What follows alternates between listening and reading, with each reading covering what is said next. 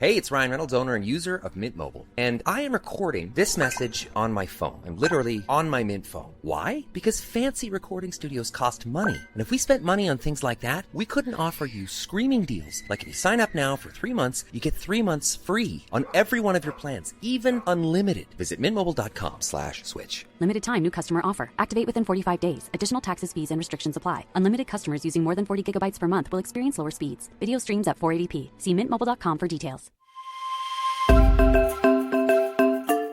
Welcome to the Merge Feast, the podcast where we satisfy your cravings for all things Survivor. We're your hosts, Sam and Mags, and this is a recap for Season 45, Episode 12. I don't have any thoughts before we get to the recap. Okay, let's get right into it. All right. We have our Previously on Survivor segment. This is kind of how the episode starts, as it gets right into it, so I figured I would just mirror that. Austin is smitten, very clearly in love with Dee. He's down bad. I liked this little recap of their relationship, although I think there was a new clip that we hadn't seen before in there. Really? Which part? Where Austin says, "Love you," and she says, "I love you." Oh, yeah. Yep, they say I love you to each other. We hadn't seen that. Yeah. You're right. Although, there's a big difference between love you and I love you. And you mentioned last week that you feel like maybe Austin is a little more invested in this relationship. Well, that kind of made me think you're right, because he said, "I love you." She said, "Love you." Love you is what you say to your friends. I love you is what you say to the girl you want to marry. So Austin is in deep. yeah. All right. She's in the shallow end. Julie, of course, plays her idol at Tribal Council last episode to save herself. When the vote was otherwise unanimous for her, she voids all the other votes and uses her single vote to take out Emily in a blindside. Of course, it recaps that she did all of that because Dee told her. Right. Ordered her. Yeah, told her exactly what to do. And Julie just said, "Yes, ma'am," and did it. Dee is so smart. This episode and last episode, honestly, is a fantastic look for her. Yeah, no, she really takes command, and I think is at the top of the leaderboard in terms of favorites to win the season. We get to the after the vote segment. Everybody goes back to the Dakuwaka beach late at night. It's dark. Julie she's exhilarated. I would maybe describe her as. She's pretty pumped. She's pumped, but everybody else is feeling so awkward. This is one of the more awkward after the votes I've ever seen at a beach. Not only because she thwarted their plan, but because the people whose plan they thwarted were her closest allies. Yeah. A lot of times people get saved with their idol, but they're already on the bottom, so it's not like they're betrayed. Yeah. But she was definitely betrayed, and she handled it in a pretty weird way. Yeah, they're like hanging out on the beach. It's Drew, Austin, and Dee sitting on the beach, and Julie comes up and like throws herself on top of Drew. It was the weirdest thing I've ever seen. Yeah. I gotta know, did she trip? Why did she do that? I wonder if her depth perception was off in the dark. She just like walked over him. Honestly, before Julie gets there, the three of them are sitting there talking, being Drew, Dee, and Austin. And they're all just saying like, who told her? Who told her? And Dee says, "Well, it wasn't me." And Austin's like, "Yeah, obviously it wasn't you." And I think those little moments are so funny as the audience that we know that it was Dee, but Austin and Drew are just keep saying, "Well, we know it wasn't one of us." And it was one of them. Yeah. Dee actually does an amazing job. And we've talked about it before. Like, it must be much easier to lie in the dark. But she does an amazing job of she fakes paranoia, which is how she lies. She just says, "Oh my gosh, Julie's going to be so mad at me. She's going to come for me." Right. Which is a great way to lie because people would just expect you to just be defensive when you lie. But when you're paranoid and fearful, that is, people think, "Oh, she must be for real," because that's exactly how I would react. Drew has a great line where he says, "Julie must have just found out because we're all bad actors," which is hilarious because Dee, who is acting, he's got him hoodwinked. Uh-huh. Yeah, he has absolutely no idea. Honestly. What's going on. After Julie comes over and trips on him and falls on him, Drew's sick of Julie. You can just tell he's so mad that she didn't go home. And honestly, what a contrast to 2 episodes ago where Drew and Julie had that emotional moment on the beach in the morning where they cried and they said, like, it's not personal. We know that we're going to have to go for each other's throat at some point, and you know what? I love you, and it's okay. To him being like, I'm so bugged by her. Honestly, she's so annoying. Yeah. I feel like Drew, when he was saying those things to Julie, he just thought in his mind, I'm going to vote you out in either this tribal or next, and we'll be okay. And so then when he tried and it didn't work, he's pretty bugged. I don't even know, though. Julie must have seen Drew laying there on the beach. I don't think she just tripped over him. I think she just didn't know how to act. I mean, he's huge, first of all. And second of all, his skin is basically, it's like translucent. It's so white. It's like bioluminescent. He just glows in the dark. He's like that kid from Sky High. Oh my gosh. It's not War and Peace. Yeah. What's his name? Zeke or something. Zane. Zach sounds right. Zach Attack. Meanwhile, she's being super passive aggressive about, remember the good old days? Right. Can't believe you all just tried to kill me. Passive aggressive is not a good look on this show. Yeah. It's not a good look ever, in my humble opinion, but especially not when there are a whole bunch of cameras on you and it just shows like this weird petty side of you. Well, it's probably harder than you think, so maybe you shouldn't be so judgmental about people, but I don't know. In the morning, we see Keturah idol hunting. I like this. This hasn't been a very look for an idol, look for an advantage season. And so I appreciate that she's idol hunting. And it's hilarious because Austin opens his eyes from his long sleep and immediately counts how many people are in the shelter and realizes that Keturah is gone. You could tell for Austin, the game never stops. Like, his eyes open and the first thing he does is make sure everybody's accounted for in the shelter. He notices Keturah's missing, leans over to his wife and says, "Where's Keturah? She must be idol hunting." That's true. So Austin and Dee, they stand up, leave everybody else in the shelter. At this point, it's pretty bright outside. It's morning time. The sun is up. And they're talking about, what do we say when we find her? Well, I don't know. Hi, good morning. Doesn't seem like she's hiding it all that much. She left. It's not like she left like a sack of potatoes and a few pillows like under a blanket to make people think she was still sleeping in the shelter. She's openly out there looking, which everybody should be. That's what I'm saying. Did you notice what Keturah was wearing? A green shirt and socks up to her knees. Are those socks? I thought so.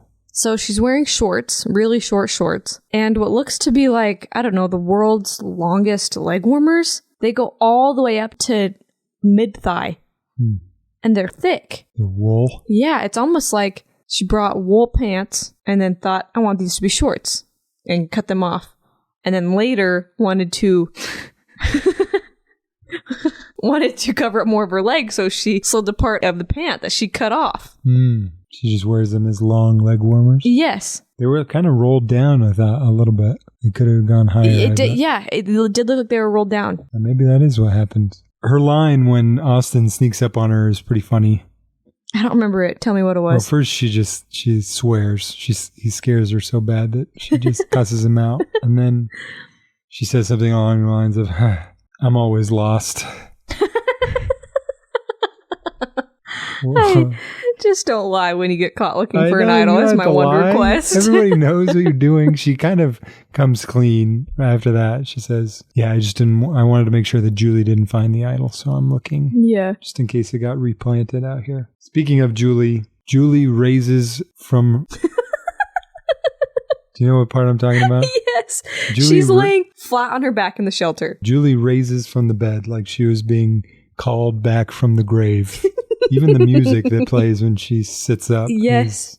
So she's just like laying there, stick straight, and then, almost like a vampire coming out of a coffin, just hinges at the waist and just zink, goes right up. Exactly. She didn't sleep a wink last night. She was thinking about the traitors around her. But she wakes up and she and Drew decide to go have a conversation. And she's trying to rebuild the connection with him. Yeah. Drew is pretending to rebuild the connection. Right.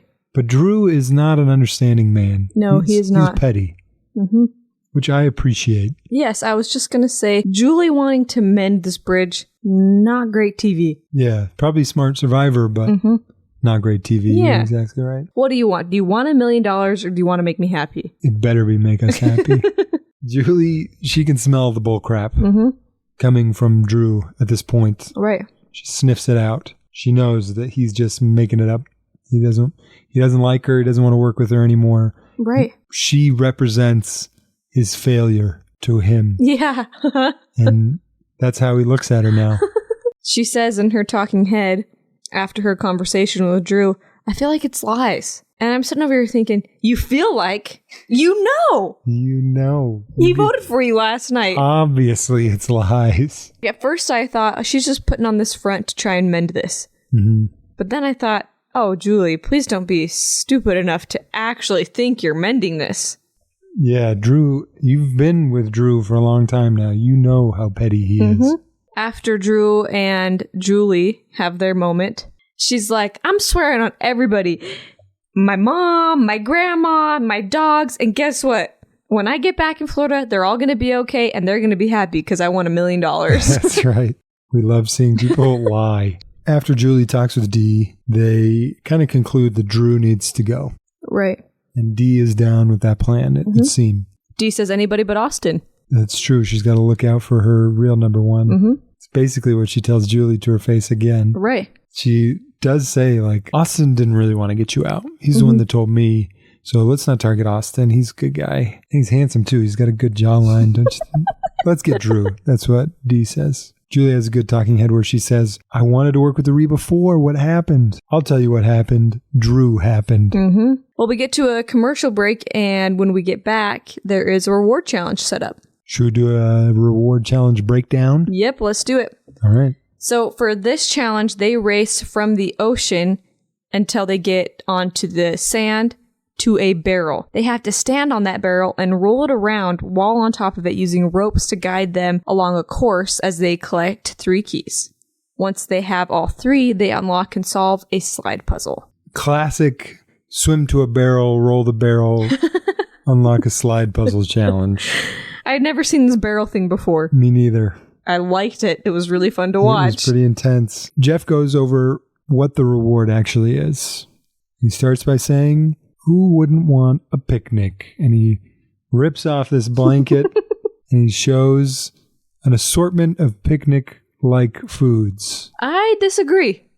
An assortment of foods that they will be forced to eat at a picnic? Yes. Okay. A picnic is sandwiches. A picnic? Some fruit. I think we all agree on that. Sandwiches and fruit. What about egg salad? That because that goes on a sandwich, egg salad sandwich. No, separate as a side. Yeah, that's fine.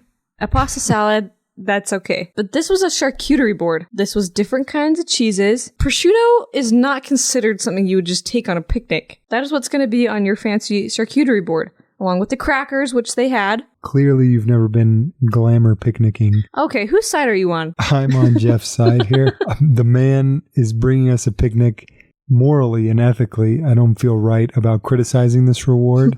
When the next thing Jeff says is that the picnic will be on a sandbar in the middle of the ocean. Yeah. That they will get taken to by helicopter. They really amped it up. Unbelievable. The consistency with these reward challenges is non-existent. It is ramped up to 1,000 the last couple of episodes. I saw somebody tweet that CBS directed all of their budget to these rewards once the writer's strike began. Yeah. And they just were like, sure, helicopter? Yeah, why not? Let's spend our money there. They have a helicopter ride to a sandbar where they will have one of the world's fanciest picnics. I almost couldn't say that word for a second. The challenge begins. Interesting strategies all around. Yep. I want to tell you what I think my strategy would be. Okay, tell me. When they jump into the water, they're kind of on these floating, what would you call those? Docks. Yeah, they're kind of on these little tiny floating docks, individual ones. And they jump into the water. Platform is probably the right word. Yeah, platform. And you know what? It's not super deep. No, it was shockingly shallow. Yeah. But Yeah. I still think you should swim. I think you should swim until you can't really, until it slows you down. Like, your arm when you're paddling is hitting the sand or your feet is kicking the once bottom. you're on dry land, you should stop swimming. Well, not okay. I agree. I think that you should then stand up and do high knees. High knees. Yeah, when you're walking in the water and you're trying to be fast, the key is to do high knees. You want to get your foot out of the water and take a big step out of the water. Because trudging your foot and dragging it through the water, that's going to slow you down. Oh, yeah. Big time. So I think that's the method here. And only really Austin gets it. Yeah, which as a result, Austin ends up way ahead and gets on the barrel very, very first. He starts rolling this barrel forward. Everybody slowly starts to catch up to him and they flip their barrels down and start rolling. But they're all going pretty slow other than Austin. Austin's going at a fairly decent pace. Drew has an interesting strategy where he leans way back. He holds onto the ropes, leans way back to like push the barrel forward instead of just walking, which he could do. He leans way back. I thought that was a fun twist that he had decided to add for himself. This is full of some funky strategies because Austin and Jake, when they get their keys, instead of putting the key around their wrist, because this is one of the first challenges ever where the key is actually attached to a bracelet. Yeah. Usually it is just like you have to like hold it in your mouth or something. I think it looked actually like it was attached not to a bracelet but to a scrunchie. I think what they were meant to do was put their hair up in a ponytail with it. That's what it looked like to me. No matter what they were supposed to do, Austin and Jake still put them in their mouth. Why? Austin put 2 in his mouth and then put 1 on his wrist. You got 2 wrists for a reason. Well, when you haven't eaten in that long, there's probably a hope that something in the bracelet will give you a little bit of nourishment, 1 calorie. Yeah. Something. Push you towards the end of that challenge. Julie was having fun, she says. This is so fun. Did she really? Yeah, well, she was in second to last place. It was so funny because Austin gets to the puzzle first, then Drew, and then a bunch of other people, pretty much everybody else. Right. And they're all working on the puzzle, except for Katura. She's taking her sweet time on the barrel. And while everybody's working on the puzzle, Jeff is kind of walking back and forth, watching them do the puzzle.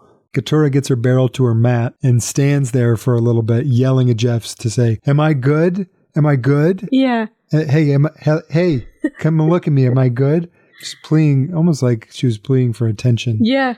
And Jeff, I just know all Jeff wanted to say was, "Yeah, Katura, you could have hopped off halfway back there and just ran through it. I don't care. Yeah. You're way behind." Nobody's even looking at you, honey. We forgot you were still racing. We forgot you were still in the challenge. What's funny to me is that during a puzzle challenge, when somebody finishes, they never finish the puzzle, look at it and say like, "I did it. I'm done. I finished." They always say, "Jeff, Jeff." And they always slap it with their hands. Yep. They like finish it and then they, even the slide puzzles, they like hit with their hands and then say, "Jeff, Jeff." You're exactly right. Yeah. Austin figures out the slide puzzle first. It's a new kind of slide puzzle that we haven't seen on the show before. He gets it done and they're able to check him off. Jeff is able to check him off and Austin wins the challenge. Right. Now comes the difficult part for Austin. As in all reward challenges during the individual portion of the game, the winner has to pick at least one person to go on this picnic with him. Right. You don't always know how many people you're going to get to take with you. Sometimes it's just 1, sometimes it's 3. Right. It could be anywhere in between. Right. Austin says, "I got to pick D on this one." He knew right away and he wasn't hiding it. It seems like he was just looking around like it's pretty obvious. I'm going to take my girlfriend. Looking around like, is this even a question? Did you even have to ask me, Jeff? We're going steady. And then Jeff says, "You can pick one more person." And it's hilarious because we were just talking about this last week. Austin was so bummed Yeah. that he had to pick one more person. I know he was thinking about just saying, "No, thank you." Right. Do I have to? I really don't want to pick one more person. Jeff says, "Pick one more person and tell me why." And Austin says, well, I got to be careful who I pick because I want to make sure I don't leave all of my enemies back at camp to plan my demise. And of course, right when he says that, it looks to Drew, and Drew kind of just like accepts his fate that he's not going to get to go, which is sad. But like he knew right away when Austin said that, all right, that means he's not picking me. Yep. And he didn't. He picks Keturah to my complete and utter surprise. And, everybody was surprised, including Keturah. She was shocked that she got picked to go chaperone this little survivor date. I just put in my notes, Keturah is going to ruin Austin's date. But Drew, of course, is really sad that he didn't get picked. He gives this sad analogy about, really not just analogy, but shares his life experience of not getting picked in middle school for things. And then he said, I get that Austin had a reason to not pick me today, but, kids had reasons not to pick me in middle school too. And it's basically implying it still hurt then. Right. And it still hurts now. Yeah. That's a good point. You could be the worst dodgeball player in the world, but you still don't want to get picked last. I know. It's sad. They go back to the Dakuaka Beach. Speaking of sad, Drew is depressed now. And he's decided to make it his personality. He's taking it way more personally than in a hilarious way. Though. Right. He is so mad to be the babysitter. Like, that's not what he wants to do. He's so mad that he Captain America throws the lid to the rice pot. I think he was going for that Captain America look. But it kind of had like the vibe of whenever Michael Scott's throwing up that pizza dough and he throws it into the ceiling fan. Just like when you're trying to look cool and it just does not go that way. Like, it just didn't really land for me. It kind of reminded me of when Elastigirl, a.k.a. Mrs. Incredible, slings that manhole cover. But that was cool. That was what it looked like to me. Just Drew gave me those Honestly, Elastigirl vibes. he kind of has Elastigirl vibes.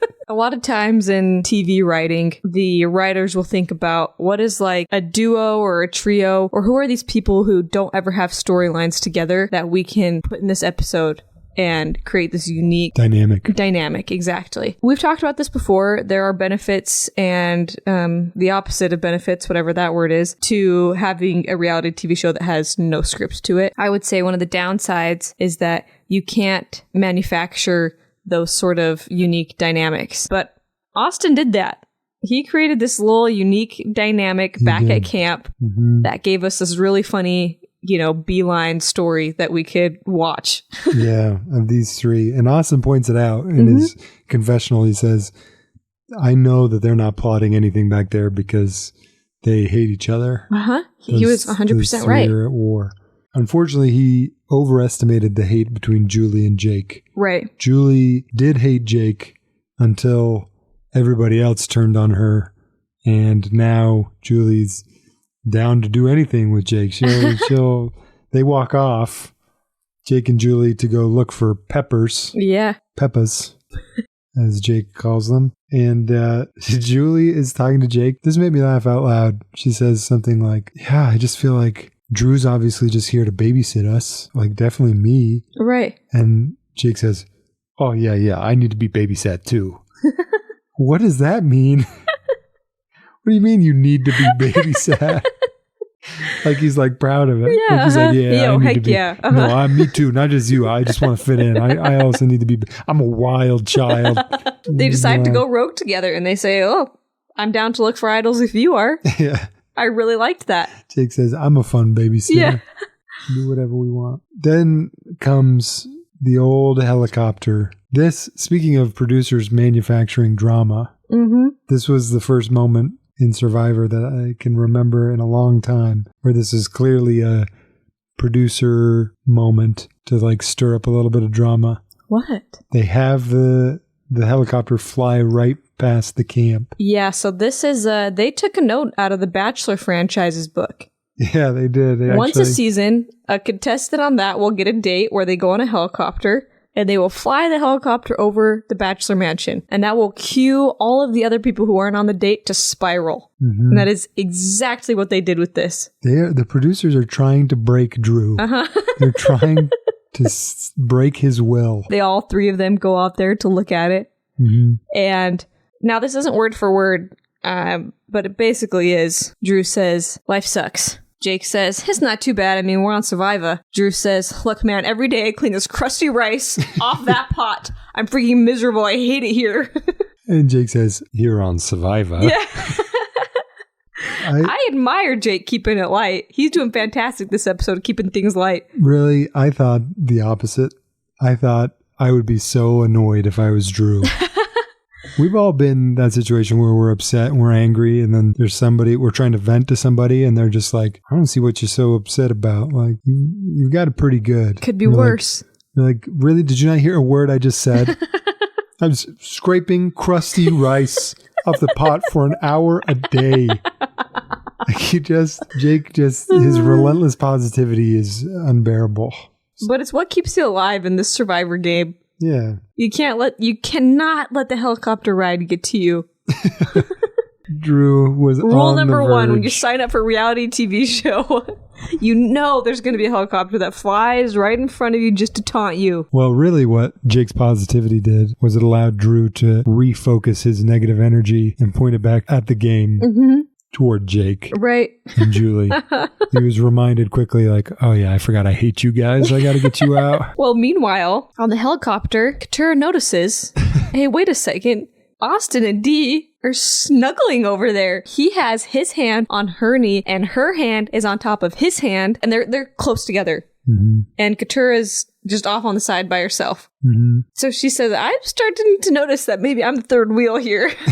Starting to notice. Yeah. Then cut to a talking head of Dee talking about Austin, about their connection, how it's been really fun. And she says, I don't know, I'm really excited I got to go. I think that this is really fun for us, like not even as part of the game, but just like as part of our personal relationship. And then she just goes quiet a minute, and then she looks to the producer and says, what was the question? And I love whenever they have these like raw moments where you hear the producer says, yeah, what's the deal with you and Austin? And she says, like, nothing. I just, like, he's cool. And the producer says, you're acting like you're smitten. And then she does this, bashful smile. And this made me feel excited that maybe she does like him back. Yeah, she does. She even says, I am a little smitten. They just basically lost all discretion. Mm-hmm. As soon as they were on that helicopter, they just were transported. Right. Away from the game. And we're on a date, and also forgot Katurah exists for some reason. Like, I feel like they were probably, maybe it was just in my head. I feel like every time Katurah said something, like they didn't even react. Yeah. Their facial expressions didn't change. It was as if she was just a ghost, and for real. It wasn't really there. They land on the sandbar and lay out their picnic. I got to be honest, we've talked about how I'm a little jaded. And I would never go on Survivor because I wouldn't be able to do it physically. Mm-hmm. As soon as Jeff said, oh, you'll do the picnic out on this beautiful sandbar out in the middle of the ocean, I thought they better have some umbrellas or something. Gotta have some shade. That sounds miserable. Honestly. Just sitting, laying out in the sun. Yes. Eating your picnic. They're doing it in the shade of the helicopter. Yeah. But there's not much shade from the helicopter because of the way the sun is. Oh, yeah, it's just one blade. They're sitting in their shade of one single blade. The blade of the helicopter. Oh, more exotic, but not nearly as practical. Right. As a good umbrella. This is probably the worst place to be a third wheel. Literally no escaping. You're on basically a tiny island with no trees, no nothing. It's just flat sand, about 10 feet both ways. And so it's like Katurah couldn't go anywhere to give them their space even if she tried. It seemed like in those wide panning shots, I did what I could to they're sitting on the picnic blanket eating their food and talking and laughing with each other. And I did what I could to try and read their lips. But it's tough. It's such a great distance. But from what I could tell, what they were saying was, it sounded like Austin was saying, like, no, you're the cutest. And Dee was like, no, you're the cutest. And then Austin was like, Katurah, isn't she the cutest? And Katurah was like, I hate you guys. And that's like, from what I could tell, that's what they were saying to each other. We get a talking head from Austin saying how he feels really special, basically, that Dee has taken an interest in him because he used to be really insecure as a kid, and he got done dirty. The Survivor producers asked him, hey, just for science, why don't you send us the ugliest pictures of you as a child? We won't do anything with them.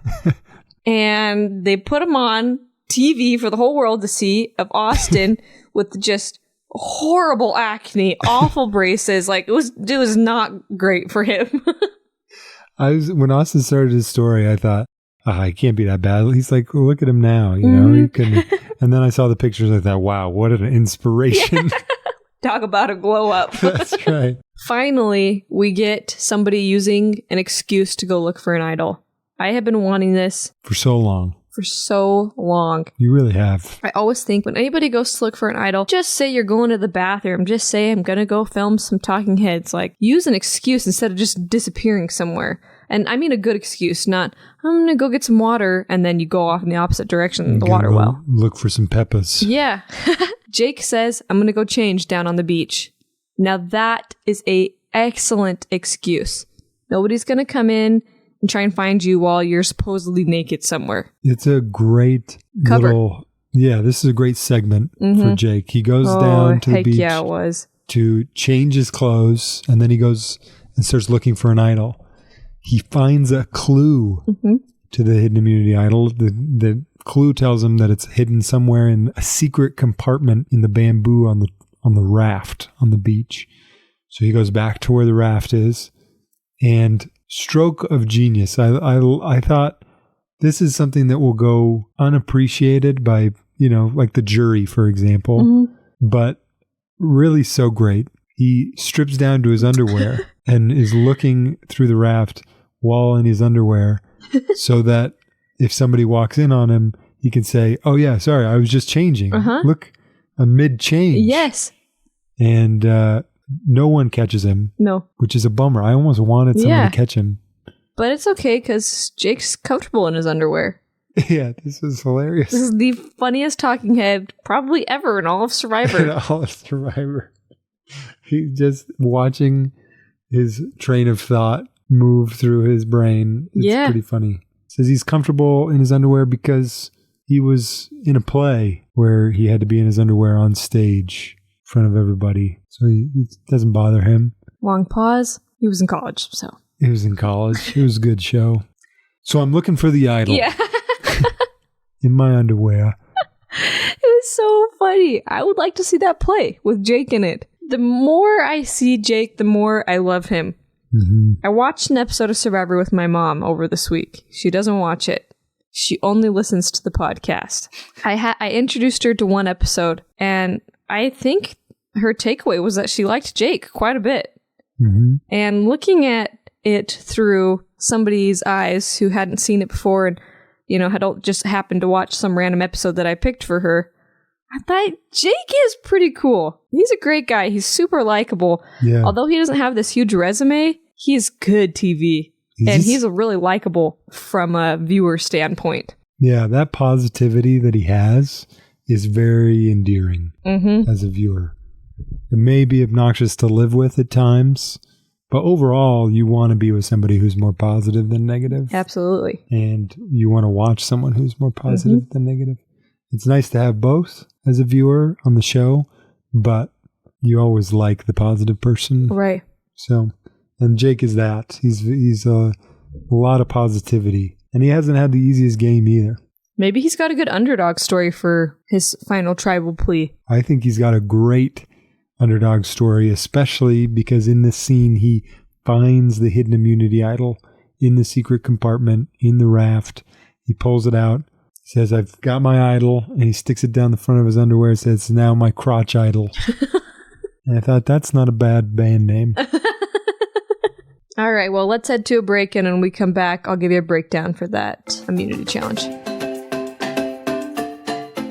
With Christmas less than 2 months away, now is the perfect time to head over to Jancy & Co. to snag some of those great holiday deals for that special someone in your life.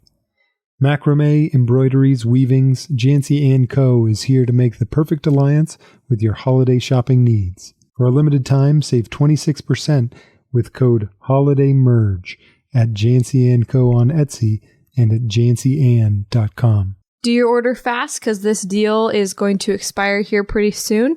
I promise y'all this is going to make the perfect Christmas gift. That's Jancy & Co. on Etsy or jancyan.com.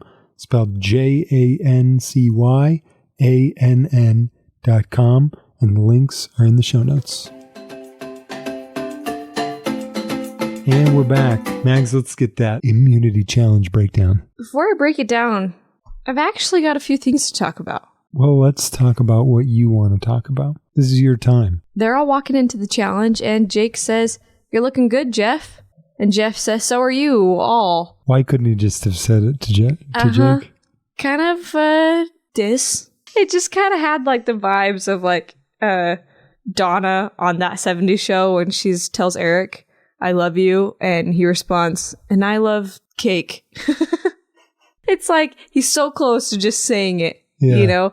And so are you. And then he just has to say all. Ugh. You know, he can't just give Jake a compliment. That's hilarious. I didn't even notice that. Jeff asks Jake, "When you're back at home and you're telling your friends, I was out here on the beach a survivor."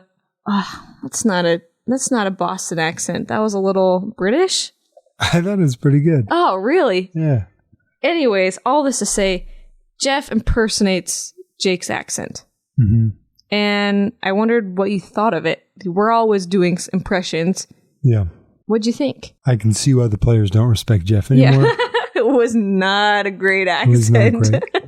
I mean, and I'm one to talk. Yeah, we don't do good accents either, but we are also not authority figures. Mm-hmm. All right? People don't look up to us. Yeah. Jeff, kids are watching you. Yeah. You know, they want to be you.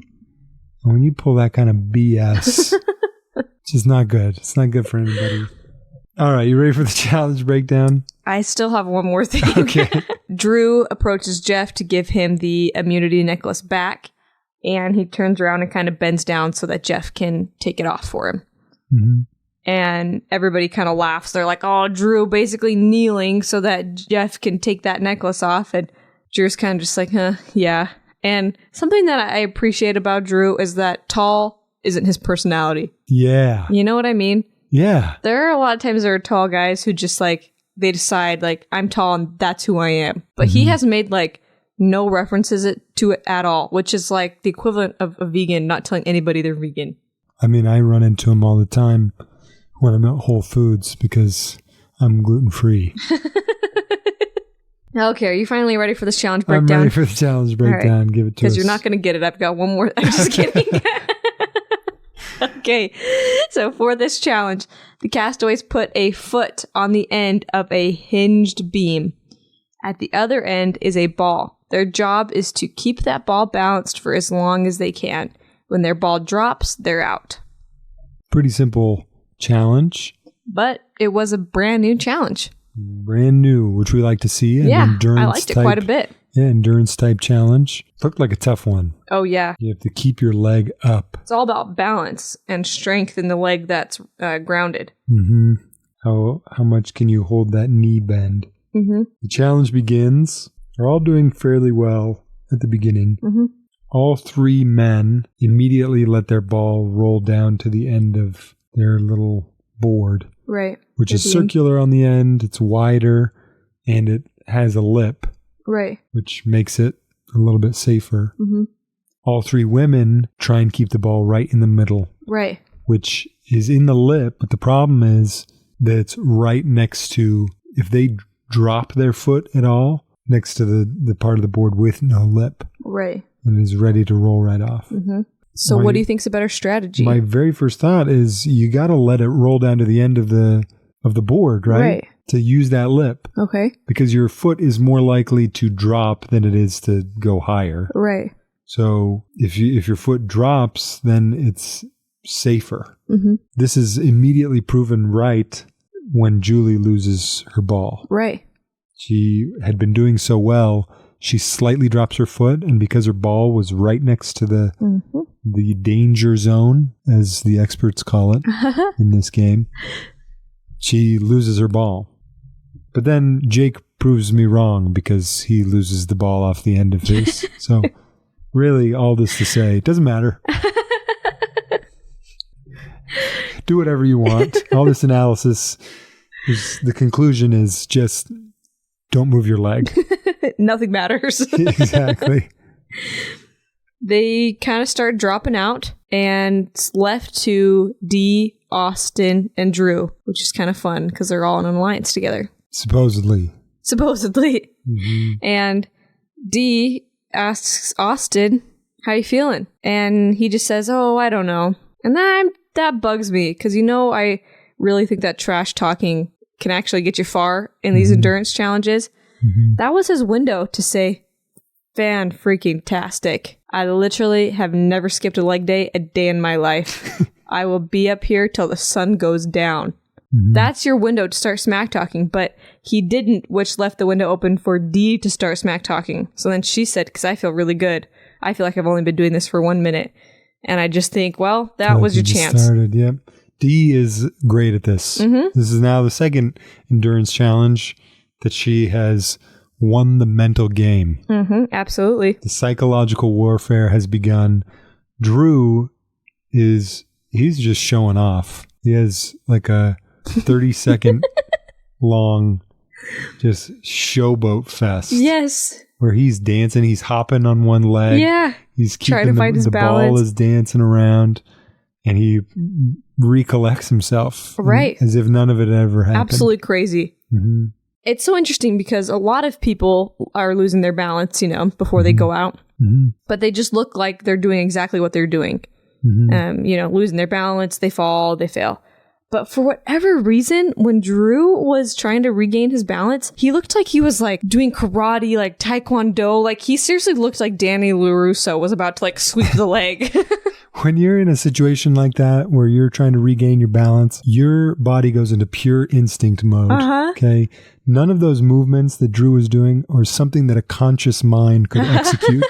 That was purely animal instinct. He just went, he went savage for about 30 seconds. Right. And just let the energy flow through his body to recenter his balance. It's pretty impressive. It was, yeah.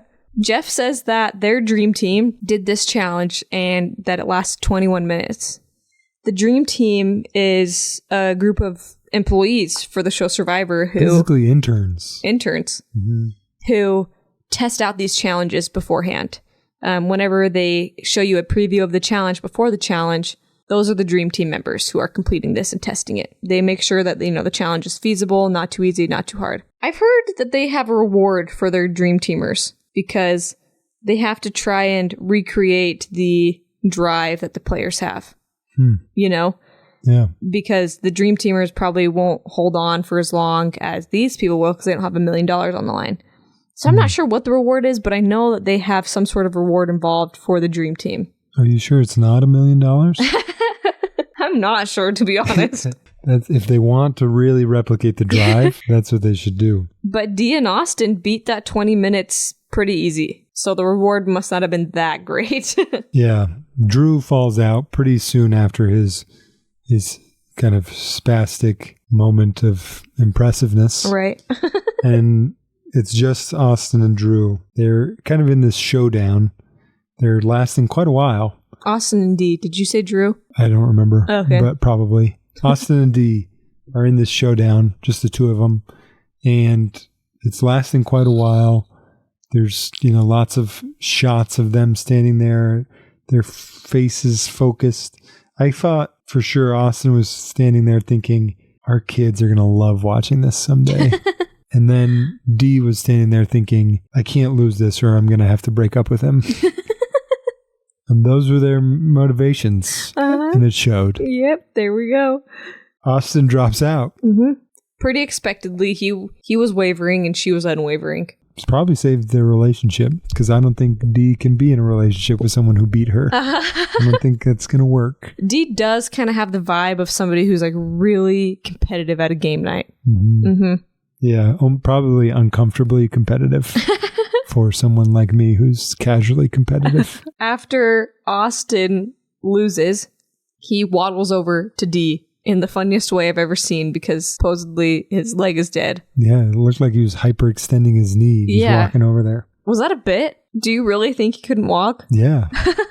I bet his leg was just completely asleep or something. Because if I were Dee, that would have gave me the ick. I'd have been like, that's okay. I don't need you to come all the way over here to give me a hug in that weird way. Dee wins the immunity necklace. after she's given it to her, they cut to a commercial break. But in the tag before the commercial break, Drew states his intentions to get out Julie. He says he can't live with his own failure. She really is. She's just this walking reminder of his thwarted plans. And he can't take it anymore. His worst quality is he's a perfectionist. So he's got to get rid of her. After the commercial break, we get to the Dakawaka Beach. Dee and Austin have some playful banter here. Right. Like a competitive couple. Yeah. These guys, this conversation really gave me the vibes of when you're at like a couple's game night and there's that one couple who just is way too competitive with each other and it makes everybody else uncomfortable. That's what they were giving. Yeah, it was kind of, speaking of getting the ick, I was getting the ick a little bit. I watched the show. There were a lot of people this season. I feel like, that'd be fun to hang out with them. Yeah. I wouldn't want to be anywhere close to this. Yeah, this was not one of those moments. Yeah. Basically, anytime I see Caleb and Kelly talking on the jury, I'm thinking, I'd like to be there. Yeah. And seeing this interaction between Dee and Austin, I was thinking, I'd like to be anywhere but there. Yeah, I would not want to play Cover Your Assets with those guys. Oh, yeah. Oh, my gosh. That would be bad. Meanwhile, Julie and Jake are hatching their plan. I loved this. I was thrilled to see the resistance starting to form. Finally, somebody wants to play survival with Jake. Yes, I loved it. Jake is pulling some strings. I've been waiting 11 episodes for this. Yeah. It was exciting to see. And of course, Jake talks to Katurah about it. Katurah talks to Dee because she always turns around and tells everything to Dee, even though she's not supposed to. Luckily for her, Dee's on board. Right. Everybody wants to get out Drew, except for Austin. And Drew, of course. He wants to keep himself around. Jake is finally getting some confidence. I love to see it. Yeah. This is also a contrast to 2 episodes ago where right before Tribal, Jake was crying on the beach saying he felt so stupid and he thought he was going to be better than this.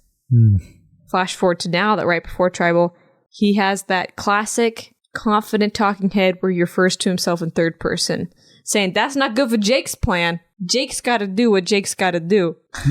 That crotch idol changed him. It really did. I don't know what it was. It just gave him the confidence that he needed. Gave him a straight boost of testosterone. But answer me this. Didn't that idol expire tonight or does it expire tomorrow? Next week. Next week. Okay. So at the final 5. So he has 2 tribals to use it either tonight or next week. That's right. Drew is on the opposite side of the spectrum here. He has no idea what's brewing. He's getting a little high on his own supply. He is just drinking the Drew Kool-Aid. He thinks he is... Drool-Aid. Oh, gosh. The Drool-Aid. Yes. That's so gross. He is thinking that he's made it to the final 3. He's going to get Julie out tonight, and then he genuinely has this great connection with Austin and is going to go to the final 2. And he's got a great point that is usually a recipe for success. If you have just one other person that you can genuinely trust and go to the end with, it is a great way to make it to the final 3. Right. Unfortunately for Drew, what he doesn't realize is that his genuine connection with Austin's whipped. Yeah. Austin is like Anakin Skywalker, who has given up his Jedi hood to be with Padme. That's Austin's situation. That's hilarious. And poor Drew sits there like Obi-Wan Kenobi, just trying to be a good Jedi. All right. That's so funny. I was thinking that whole time where he was saying like, it's a great recipe, we'll get to the final tribal and we'll get to plead our case. And I was thinking, it's a great recipe for Austin because he's the JT, but you're the fishback. Yeah. Honestly, yes. No, but even Austin has fallen from that JT comparison because he really is. He's just fallen under Dee's spell, which is what makes this episode so great for Dee. It really shows how much everybody just kind of bends to her will. Right. And how she's willing to do things to other people that they're not willing to do to her. Yep. This is shown exactly mirroring what happened last episode. Dee is now in the position that Austin was in, where she has to decide, am I going to help Austin save his number one? And she decides, no, I am not going to help him, which was the right move for her. Absolutely. The right move. In this game, but she will probably grow old, alone, single. Austin, this is, Austin's going to be questioning everything after this. Is it real? Was she playing me? They tease before Tribal Council that Dee may have told Austin. Right. And the thought is that this is the last tribal Austin can play his amulet. He may play it for Drew. And it can be used as an idol to protect him. So that's a possibility. I put my prediction. I think Dee lied to Austin, didn't tell him, and Drew's going home. Okay. That was my prediction. At Tribal Council, they pretty much just summarize the episode for the jury. Yep. They do what we're doing now, but for the jury in real time. Drew is a dead man walking. Well, sitting. Yeah. Squatting. Yes. On that little stool. He is talking about how if he can make it through tonight, he's got a clear path to the final three. Doesn't he know that is truly spoken like somebody who's about to get out? It's almost a Survivor cliche. It is. That the person who is so overly confident at Tribal Council gets voted out. Absolutely. Did you want to talk about the limbo analogy or no? No. Okay, we won't. But we'll leave that in the episode. What I do want to talk about is after the votes are cast, Jeff says, would anybody like to play an idol? Yeah. Austin has his idol that expires tonight. So he says, well, I don't think I need to, but I don't want to have a souvenir, so I'm going to play this. I don't think it's not a cool look to play an idol when you don't need to. I get it. You'd rather be safe than sorry, but how cool is it when you have an idol and you don't play it and you don't need it? And you keep it. And you pull it out at the final Tribal Council and you say, hey, look, I knew what was happening every vote. I just kept it. Yeah. Like, I just feel like that's not a super great look to the jury when you play an idol that didn't need to be played. Now, granted, like half the jury went home with idols in their pockets. Right. So maybe they'll respect it a little bit. Maybe they respect that gameplay. Yeah. I agree with you. It's not the coolest thing. I thought Austin was going to play it for Drew. I thought he was going to pick up on it and he was going to play it for Drew. And he even thought maybe there was a possibility that Dee told him for just a split second. Yep. But as soon as he plays it for himself, I knew, so sad. Dee did not tell him, and he is in for a heartbreaker of a Tribal Council. Jeff reads the votes, and sure enough, Drew goes home. It's 4-2. Only Drew and Austin voted for Julie. Everyone else voted for Drew. In a single night, Austin lost his number one ally in Drew and his other number one ally in Dee because she lied to him. She lied to him. So all of a sudden, he's on the bottom of a tribe that he was once on the top of. What lengths will Dee go to repair her relationship with Austin? Yeah, I really wanted them to show a little bit of it in the preview for next week, but they didn't. They didn't. He was trying to look at Dee, and she would not make eye contact with him. She was avoiding it. Yep. She was avoiding it at all costs. Drew's mad that he got voted out. Rightfully so. I appreciated that. We've talked about that. This is what we want. We want people to hate getting voted out just as much as they hate the other people on the beach. And Drew hates it, a lot of people. Yep. He's mad. Kelly clocks it. She appreciates it. Katura is the only one who says bye. Yeah. She's trying to get that jury vote. Yeah, she is, which is hilarious. Drew's going to tear her apart. Final Tribal. This whole season, Drew has been such a great player because he gives us so much to talk about. Yeah, honestly. Like on our episodes, we talk about Drew all the time. And I just worried, what are we going to talk about next week? It'll be a short episode. It will be. We'll have our recap of the finale will be like 25 minutes long. He didn't quite fit that villain role for me, but he was definitely an antagonist in the sense that he wasn't afraid to butt heads with people. Yeah, for sure. And I liked that. Well, Jeff sends them to a new camp. They are not going back to the Dakuwaka beach. They have to start over on a new beach, which is just cruel. But were they expecting this? Because this has been happening. last few seasons. But last season, whenever they came to this tribal council, they brought a ton of their belongings. They brought their machete, their pot, any rice they had. They brought everything. Mm-hmm. And so whenever Jeff said, you will be going to a new beach, they were like, okay, it's okay. We got all of our stuff. These guys didn't seem that prepared. No, they did not. And once again speaks to just how much this cast has been missing compared to previous seasons. Right. Like, they just are not made up of the same like critical thinking material. Right. As we've gotten used to over the last couple of seasons. And that's definitely been felt in the gameplay. I agree. Let's get to our voting stats, shall we? Yep, I've got them right here. Julie has got 11 votes. Jake has 7. Dee has 1. 2 people remain voteless, Katura and Austin. There is one advantage in play, and that is Jake's idol. All right, let's do our best move and worst move, shall we? Worst move, I'll go first. I gotta say that Drew's overconfidence is going to be my worst move. Right. I mean, that combined with Austin being a simp, I think that's as the kids are saying these days. I think Drew needed to have a little bit of paranoia there. Sure. To his credit, I don't know if credit's the right word, but to make an excuse for Drew, nobody had been making any sort of plans all season long. He says in one of his confessionals that he's basically been running the merge. And that is 100% true. Absolutely, it is. Together with Austin and Dee and a little bit of Julie, they had been running everything. Right. And he should have used the Julie vote, Julie playing her idol and saving herself.